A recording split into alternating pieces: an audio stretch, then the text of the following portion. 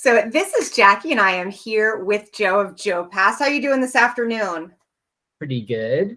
Good. Yeah, So good. I have to jump right into it. One, because I'm surrounded by two of them, but I love that the video for your latest track, Aiko, is not a literal translation, but I know that it's about your cat.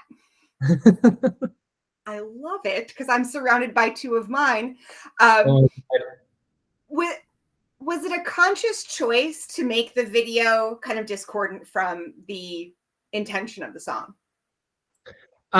well, it's a bit of an abstract interpretation. Shion Carter, who choreographed, I did mention that it's about, and I should be clear, it's a cat, it's my old cat. So it's a cat I co-parented for 5 years with my good friend now, Taya, but like ex at the time. So yeah, Aiko. So I mentioned that it was about, that it was this kind of more lighthearted take from what was more of a a darker toned record to Xi'an, and then she did, like, you can kind of see abstractly within her dancing choreography some like cat references in terms of her motions, which I kind of caught later when I started editing the video. Um, so yeah, I mean, there's a bit of, like, without it being literally showing a cat, there's a bit of that identity within her character, and then also there's a bit of, just, I think, the like an individual just kind of being outside in a bunch of random places is a very feline experience, I think. But yeah, Unpredictable, just like cats. I totally dig that. yeah. What role do you feel music videos play in 2025? It's a good question because, video has become, I've been thinking about this a lot because video has become so part of just like social media in general, right? So music videos, originally, airing on TV and everything like that was a lot more of like a published work, and now video is so fluid. So we're like, people are just picking up their phones and doing, talking heads, like, talking to the camera videos, or just like covers and that kind of thing. I think, like, it seems like I'm a millennial, so for millennials, I think music videos still hit in a certain way because it kind of references MTV, it references all this music that we've grown up with. I'm not sure how, like, for like Zoomers, and whether it's it resonates the exact same way necessarily, but I think it's still like a cool art form, the same way that, doing like a record too is like, there's lots of like, do you make like phonograph records now in 2025 or not? Do we follow along some of the rules that set by like Pink Floyd or whatever? Or like, um, I've chosen to still kind of do those things to some degree. So yeah, doing music video, it just feels like a cool form of artistic expression still. And you can always just cut it into smaller clips and put it on, Reels and TikTok and stuff, which I've been doing. Yeah. How does the single Aiko represent the sound on your new album Away that comes out in January? So this album has a lot of, I started experimenting a lot more with like synthesizers, and actually, I am actually like a pianist originally before a guitarist, but Their Prime, my previous record, was very much a guitar record. A lot of my music under Jo Pass has been mainly, distorted guitar. A lot of it's been based on like Sonic Youth and more experimental kind of guitar-based bands. So Away has like a lot more keyboard, a lot more synthesizer. It has this Prophet synth I actually have over here. I dip this down. Oh yeah, there it is. So it features that pretty heavily. Yeah, so that's a big part of the sound. But there's still, it's kind of funny because the song splits into two. It has just mainly, it's a keyboard song, and then there's a guitar, electric guitar anthemic, kind of almost like U2 entrance. So the album is very much split between those two kinds of modes. There's these like synthesizer moments, and then there's these guitar moments. Were there a certain event or people or circumstance that influenced the songwriting this time around? There's so many, because the record was written, I wrote a version of this record that I right before the pandemic really kicked in, that I finished in 2020. Half the songs are still on the record from that version, but half of them were cut. And so there's been a lot of different periods of time, different influences. It's not a record that was written over. It was a record that was basically written over 10 years, but it wasn't like a record that was written in 10 years. You know what I mean? So some songs are written very quickly still, but they were in a very different time. And it's kind of a cool thing. I realized that, one of the affordances of being able to like home record and do that kind of thing now is that you can do stuff quickly, but you can also do stuff where you like, when you're not confined to working in a studio schedule for like 2 weeks, you also can like work on a song in little bits. I've been like comparing a lot to working on a painting or whatever, because you can just like pull open the project, add something, and then not listen to it for 2 months, and then pull open and add something else. And there's a lot of that kind of process. So there's all this different, these different modes of time that have like kind of worked their way onto the record in terms of the songs and everything. And I read that the album is a lot about processes as much as it is processing. What is your process? That's a lot of times to say that word in one sentence. What is your process for beginning a song? Does it start with a riff, a lyric, a bridge, or does it really depend on what song? It really depends. Like, there's like a Paul McCartney quote, right, where he's talking about if him and like John Lennon, the Beatles knew.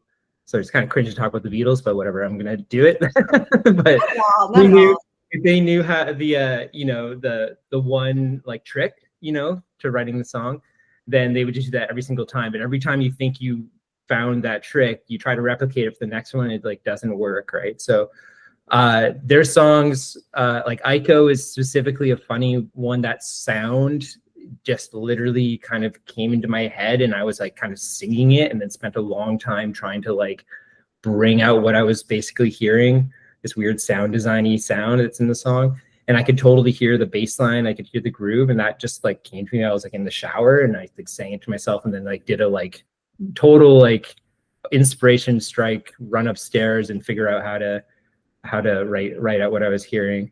But some of the songs were, just there's a song where it's me and just an acoustic guitar, classic, writing out a folk song kind of vibe. There's ones that were me sitting in Ableton for a while trying to figure out what part comes after one part that I just had on loop, so really all the songs were written totally different ways, I would say. Yeah. And Aiko, going back to that, sort of talks about the routine of a cat and how like comforting that routine is. Why do you think as humans we don't find the same comfort in that monotony? Yeah, I mean, we're, a lot of, cognitive behavioral therapy and some like mental health and mindfulness and all this stuff are pointing towards how if you do actually kind of focus on just like the task at hand or any of these things, you can really undo some of the, very human condition, consistent worry, or I don't know, whatever, whatever's like happening. So yeah, I mean, it's, there's like,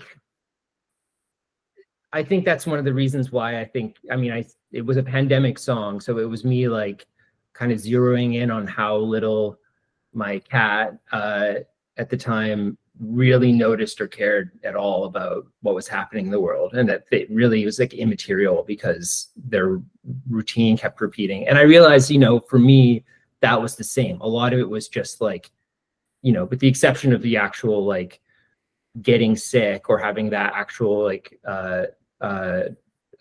concern happen, there was really just going through emotions and living out each day, and it wasn't really materially that different from other times in my life, right?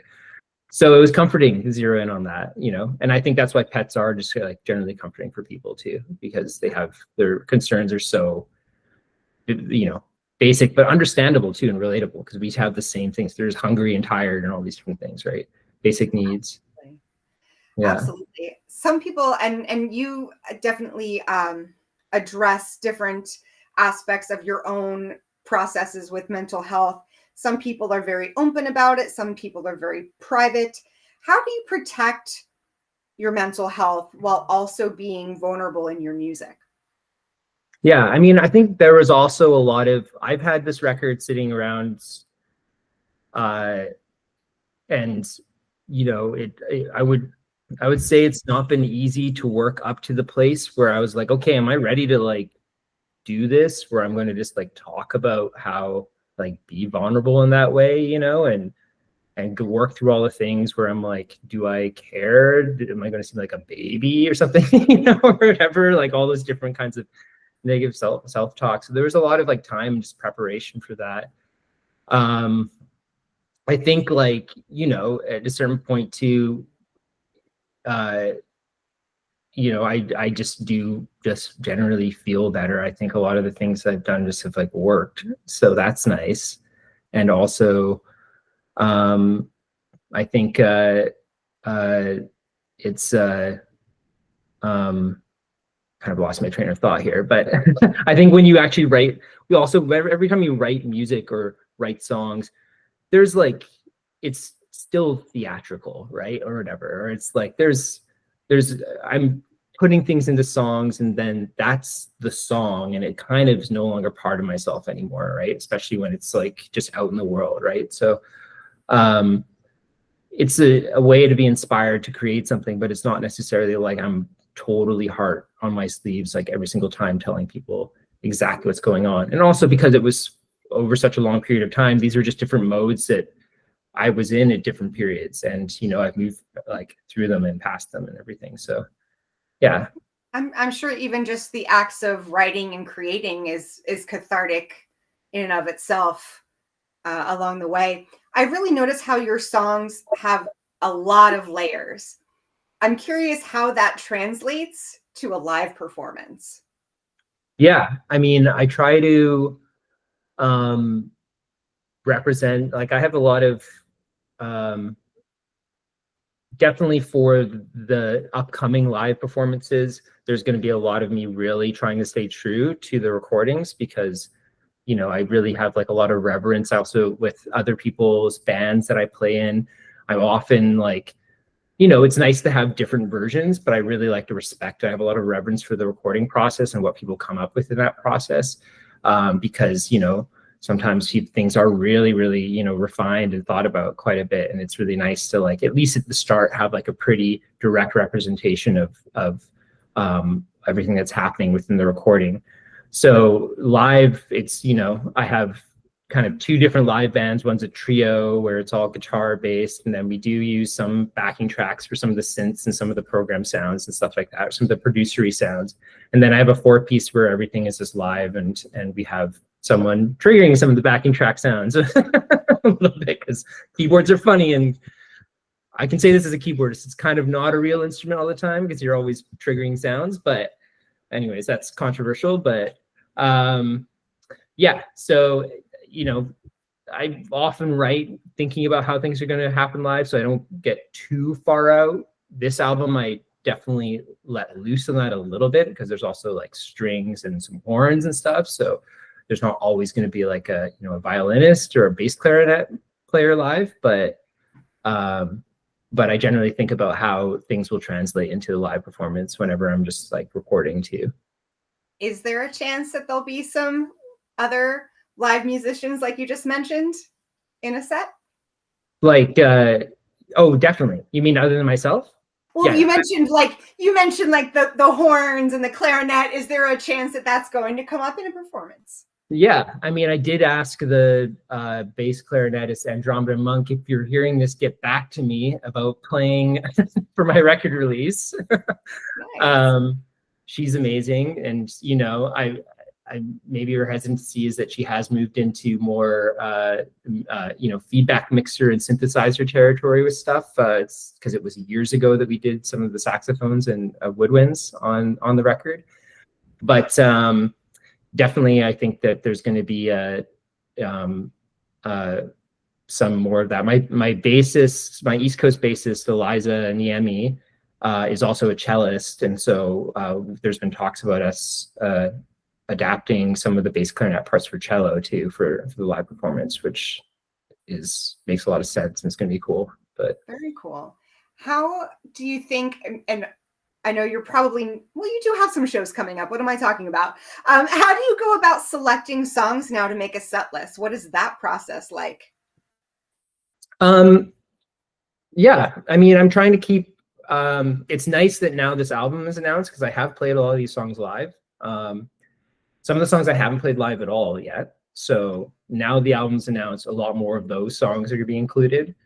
But there's been songs like Aiko is relatively new now because it's actually one of the newer songs written. But I guess the track list is out. So there's a song called Jaywalking that I've actually been playing since 2020. So that has been played live, and that's on this record. And 339, which is on the record, I've played quite a bit. Now, like I said, now that it's announced and there's these other tunes that are about to come out, I'm excited to play a few more of them that haven't actually been played live. Like there's a tune called All Right that's off the record that actually hasn't been played live at all. So that's probably going to come out pretty soon. But yeah, I don't know. I've been trying to be like a little bit more open to exploring other songs from my catalog too. So that's it's been cool because I have like a new band out in Toronto, so that gives me an opportunity to, like, if it's a new band learning new songs, I might as well do like a whole new set, you know. So. Well, you are the second artist in 24 hours that I have happened to interview from Vancouver. I'm based in Maryland, so it's a little bit different. Cool. How has being from Vancouver either impacted your sound or your ethos? I think that Vancouver has been, you know, I mean, I'm in Toronto now, and people have described my sound as pretty West Coast, which is funny to me. I'm not, and that's, I mean, an East Coast thing. I don't know what West Coasters would think about that, but definitely, you know, being part of the Pacific Northwest in general and connected to, you know, the whole grunge thing and all this stuff in 90s alternative has been a huge part around my sound and kind of my cultural identity, you know, finding my roots or kind of claiming some of that music as kind of folk music of the Pacific Northwest. That's one of the reasons why it was really cool to do a record on Sub Pop back in 2018 and have that connection to something that was like obviously so entrenched in Seattle grunge, or a big pioneer, obviously, of the whole movement. So that's a huge part of the sound. But yeah, I'm curious, you know, I've definitely, in terms of Vancouver specific bands, I've definitely found like kinship with bands like Dead Soft or Woolworm, in terms of being more on the, you know, rock side of things. This record is definitely going with all the synthesizers and stuff, reaching towards something else that, I mean, there are synth pop bands and stuff in Vancouver, but there's not a lot of like kind of proggy experimental bands the way this record kind of, the way, yeah, this new record, or the direction this new record is taken. So, yeah, I don't know. I've been always, yeah, I mean, I'm now not in Vancouver, but I've always had a interesting relationship with the city, being born and raised from there, and then having all this reflection on what Vancouver's like and what other music communities are like. And yeah, it's a long topic, but. Well, you've got a lot going on in the next couple of months. What are a few highlights of what's to come? Well, just today, it was announced that I'm going to be playing Tree Forts Festival in Boise, Idaho, which I'm pretty excited about. That festival poster every year is like a crazy amount of bands and text. Like, it's so, I love how many bands they try to include in every poster. So I'm very happy this year to be like, oh, my name is like legible and in the middle, you know? I wish that for every other person that ever plays Tree Fort, that they get their moment of legibility on the poster. But I also just love how much of a statement it is to be like, this is how many artists we have. This is crazy. It's such a cool festival. I've only played it twice, but it does remind me a lot of Calgary's Sled Island Festival, which is also, you know, in a similar, I mean, it's in interior Rockies kind of area, and like Calgary's a bit bigger than Boise, Idaho, but it's a smaller town that gets kind of taken over by a bunch of indie music. Yeah, so that's really, really great. Yeah, and I'm excited this for these shows coming up in November, playing at playing at the Dance Cave and La Salterina in Montreal, and then Alphaville in New York, and then the Pouch in Philly. So yeah, those shows are going to be really exciting. And yeah, there's going to be some more shows announced pretty soon, but I'll wait till those are ready. Excellent. We'll stay tuned for much more from Jo Pass. This is Jackie. Thanks to In the Key of Change and Chorus FM. Thank you so much, Jo.